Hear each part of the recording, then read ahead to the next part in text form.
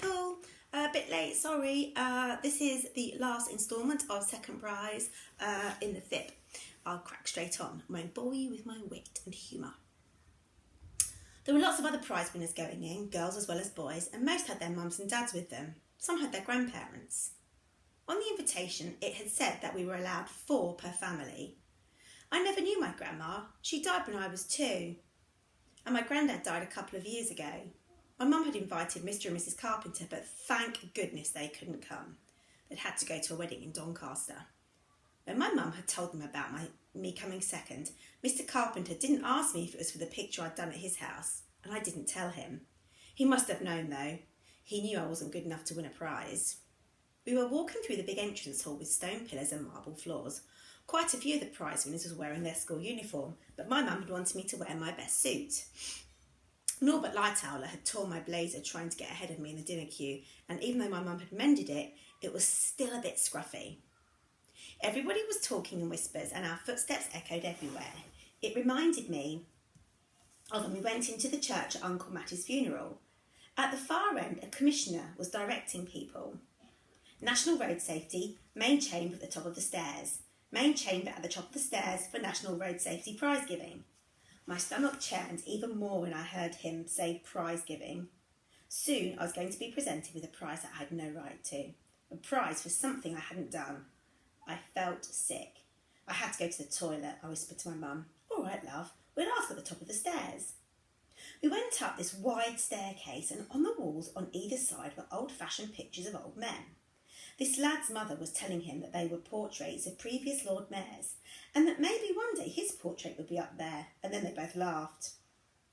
She talked loudly, so that everybody around could hear, and she put on a posh voice like my mum, only I think she was posh, because he called her mummy, not mum, and I heard her saying how bad the traffic had been coming from Harrogate, and Harrogate's a very posh place. Another commissioner explained where the toilets were, and my mum told me to wait for her and Auntie Doreen outside the ladies, and I went into the gents. There was nobody in there, thank goodness. I just wanted to be on my own for a minute. I felt terrible. All the other winners were smiling and laughing and were so excited. I felt like a cheat. I was a cheat. I hadn't won second prize, Mr. Carpenter had. I didn't want this rotten prize, but what could I do about it? I'd been awarded it, and therefore I'd have to accept it. Thank goodness I hadn't won first prize, otherwise I would have had to go to London. All the top regional winners had to go for the national prize giving. At least after today, it'll be over with. I splashed some water on my face, had a drink and went to meet my mum. I had to use my hanky to dry myself because there was no towel. To get into the main chamber, we had to show our invitation to the commissioner, and my mum got into a panic because she thought she'd forgotten it. She couldn't fit it in her handbag. She couldn't find it in her handbag. Hey, Doreen, I think I've left it on the hall table when I was looking for the camera. I was hoping she couldn't find it. Auntie Doreen was helping her. Frida, I said, have you got the invitation? Twice I reminded you. I know. My mum was getting into a right state and I felt sorry for her, but I felt more sorry for myself and I was praying like mad. Please, God, don't let her find it. Please don't let her find it. Then they won't let us in and we can just go home and I won't get presented with the prize. My mum didn't find it, but we didn't go home. You're all right, the commissioner winked at me. He looks like an honest lad. We don't want him going home without his prize, do we?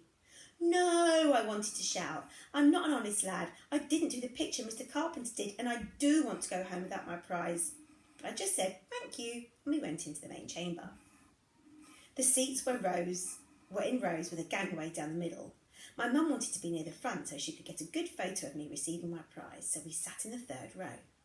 The main chamber was ever so big, and around the room were more portraits of previous Lord Mayors. On the wall facing us, in gold lettering, were the names of every Lord Mayor since 1874, and there was a scroll of honour like we've got at school with a list of people who had been killed in both world wars. At the front was a stage with 3 pictures on easels marked first, second and third. There was a little lad in front. I'm really sorry, excuse me. At the front of the stage with 3 pictures on easels marked first, second and third. There was a little lad in front of us getting all excited because one of them was his mum and dad told One of them was his, and his mum and dad told him to calm down. At the side on the floor were all the winning pictures stacked up. I sat between my mum and my Auntie Doreen reading the names of the Lord Mayors, wishing this whole thing was over. I could hear the lady from Harrogate in the row behind. Yes, Jeremy's won first prize in the under-12s. Of course, what he's most excited about is his trip to London. My mum smiled at me and squeezed my hand. I suppose she thought I was wishing I'd come first so that I'd be going to London. I smiled back and started reading the names of the people who'd been killed in the First World War. Albert Bartholomew, Douglas Briggs, Maurice Clarkson. Then it started, the prize giving. One of the officials blew into a microphone and a man from London welcomed everybody and said the standard had been extremely high and that the judges had found it extremely difficult to decide on the 3 winners in each category, but he was extremely pleased to introduce the editor of the Yorkshire Post to present the prizes. Then he asked for the under-10 winners to come up on the stage. They stood in front of their own easel and as their name was called out and the editor presented the prizes, everybody clapped. The little lad who got excited was Graham Duckworth from Otley, and he had come third. The lady from Harrogate tapped my mum on the shoulder and asked she'd mind taking her hat off because people behind couldn't see. My mum went a bit red and looked quite cross, but she did, and my Auntie Doreen took them off and put them under their seats. The under-10 pictures were taken away and the under-11s were called up. As they were going up on stage, their pictures were put on the easels. They were really good and everybody clapped again as each name was called out. Then it was my turn. Can I have the winners from the under-12s category, please? My mum and my Auntie Doreen turned towards me with great big grins on their faces. I stood up and slowly squeezed past the other people sitting in our row. A man at the end patted me on the back and said, "Well done, lad." Jeremy from Harrogate was already walking up the gangway and I followed him. We watched them take away the under-11 pictures and went on the stage and stood in front of our easels. The third winner was a tall lad with ginger hair and a birthmark on his cheek who did a thumbs up at the audience. I stared ahead, trying not to look at my mum, but out of the corner of my eye I saw her taking a photo. There was a flash and I looked at her and signalled for me to smile. I could hear them behind me putting our pictures on the easels, but I didn't look round. I didn't want to see mine. I just kept looking at the back of the room. I concentrated on this coat of arms above the door. I felt as if I was going to cry. How had I got myself into this mess? Why hadn't I told the truth right at the beginning? I could hear the man from London tapping the microphone. And now, ladies and gentlemen, boys and girls, we come to the under-12s category. Once again, the standard has been extremely high, and third place is awarded to Trevor Hainsworth from Driffield. Everybody clapped him as he got his prize, and he did another thumbs up to the audience. And the second prize goes to... And as I heard my name being called out, I felt a pain in my stomach, and to stop myself from bursting into tears, I just made myself keep looking at the coat of arms at the back. It was blue and red in a gold shield, and standing on their hind legs on either side of the shield were a golden stag and a silver ram, and on top of the shield was a knight's helmet. That was in gold too. Then the editor was shaking my hand. "Congratulations, well done, young man." I think I said thank you. I can't remember now.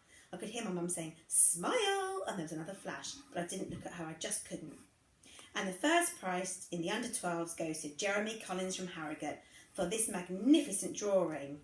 Underneath the coat of arms in gold lettering was written, "Honesty, Toil, Honour." And of course, Jeremy will go forward and represent this county at the National Awards early next year. Honesty, Toil, Honour. I kept looking at the coat of arms as Jeremy got his prize from the editor. £25 in national saving stamps. Honesty, toil, honour. Nobody heard me at first because of all the clapping, and when it died down I said it again quietly. The man from London wasn't sure if he'd heard me properly. "What did you say?" "It's not my picture, I didn't do it." I don't think most people in the audience knew what was going on because I said it so softly, but they knew something was wrong because they started whispering to each other, and all the officials on the stage were in a huddle. I could hear them saying that these were the winning pictures and that they were definitely in the right order. One of them took me to one side. "What are you talking about, lad?" "My picture, it's not mine. I didn't do it." And I turned around and pointed, and it wasn't mine. I mean, it wasn't the one Mr. Carpenter did. It was a different picture altogether. It wasn't as good as Mr. Carpenter's. I could see Jeremy staring at me. He looked strange, sort of frightened. Then I saw why. Mr. Carpenter's picture was on his easel. Mr. Carpenter had won first prize, not Jeremy, but he hadn't said anything. The man from London was tapping the microphone again. I'm sorry, ladies and gentlemen, we seem to have a little confusion. If you could bear with us for a moment, we'd be most grateful. Thank you. And he turned back to me. Are any of these drawings yours? The tall lad with ginger hair got quite cross. Well, he didn't do this one, it's mine. The audience was getting fidgety. I couldn't understand why Jeremy hadn't said anything yet, but I suppose it was still dawning on him that he hadn't won first prize after all. He looked stunned. I felt happier than I had done for weeks. No, I didn't do any of these. I knew that when it came round to Jeremy telling them that he hadn't done the picture on the easel, they'd probably take the frame off to check, and they'd see my name on the back. I didn't care. I'd tell them the truth, but they didn't check. Jeremy didn't say anything, and they gave him first prize. I don't know how he could accept a prize for something he hadn't done. I couldn't. And that's the end. Apologies for the sneeze. Take care. Bye, Maple.